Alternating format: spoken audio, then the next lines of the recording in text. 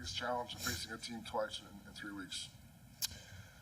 Man, I think, just finding obviously what had happened in the last game and what adjustments you can make, but also, we just played them 2 weeks ago. So looking back at the other game plan as well and having it sort of fresh in your mind and picking it up where you left off and obviously making some changes where you need to. But, it feels like we just played them. So they were obviously effective against you.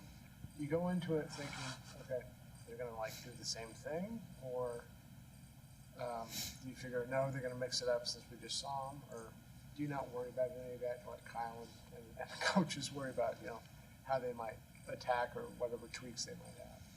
Yeah, obviously we look at the last game that's most recent, 2 weeks ago, and then you still got to look at, the whole season and, how they played just in general and who they are as a defense and stuff. But obviously Kyle and the coaches do a great job with understanding, where we weren't great, where we were good, and what we can continue to be good at and build on those kind of things. But, they do a good job with that. Like Kyle's done it, year after year where we've played teams pretty quickly, like a quick turnaround, and has made some pretty good adjustments and stuff. But at the end of the day, too, you got to go out and execute and play a physical game, man, and execute on third down, stay on the field.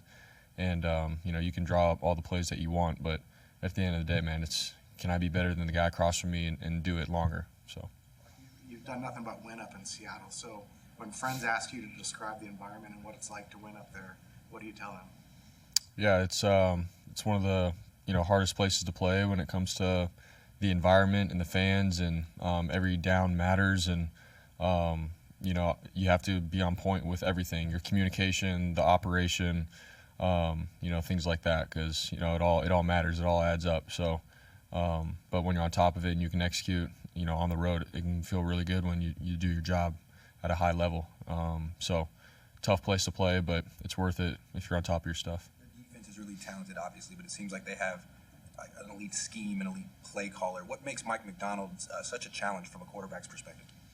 Yeah, he just does a good job of making the quarterback have to earn everything. And I feel like there's not a lot of easy gimme plays out there. You have to play quarterback for 4 quarters and be smart with the ball and go through your progressions truly. And then on top of that, the front, how they coach up their front with the push in the pocket, playing pretty deep to short on a lot of things, and not allowing you to have a lot of explosive plays across the board. Like, you have to go earn every single yard. So, and that's obviously for the quarterback, but, for the whole offense as a whole, it goes for everybody. So he does a good job with it. He's got a good scheme, and then on top of that, really good players.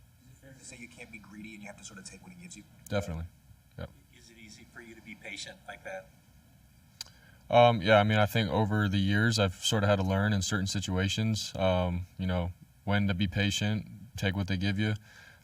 Stay on the field and compete on third downs and do that the whole way. Or there are a couple ops maybe of if we do have a play call with an opportunity on and they give us a look, let's go and let's take it. So it's just that fine balance. But I've been up against this guy a couple times, and I feel like the theme of it has been definitely be patient and find ways to stay on the field. San Francisco go into Seattle labeled as underdogs. Is that like a tagline that you guys cherish and relish going in?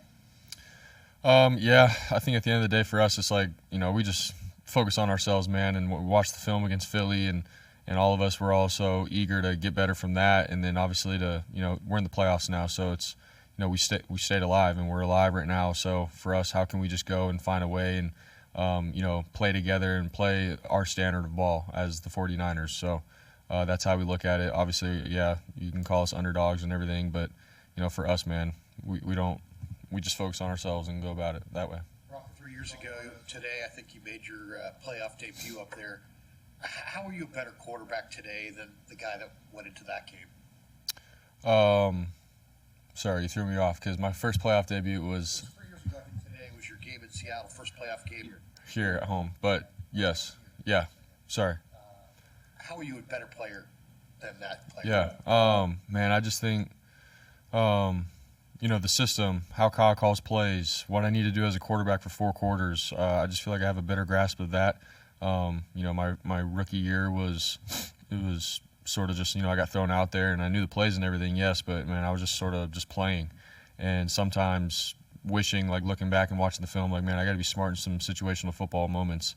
And, I feel like now, 3 years later, I just feel better in that regard. So, but it's never easy. I'll say, like, it's the NFL.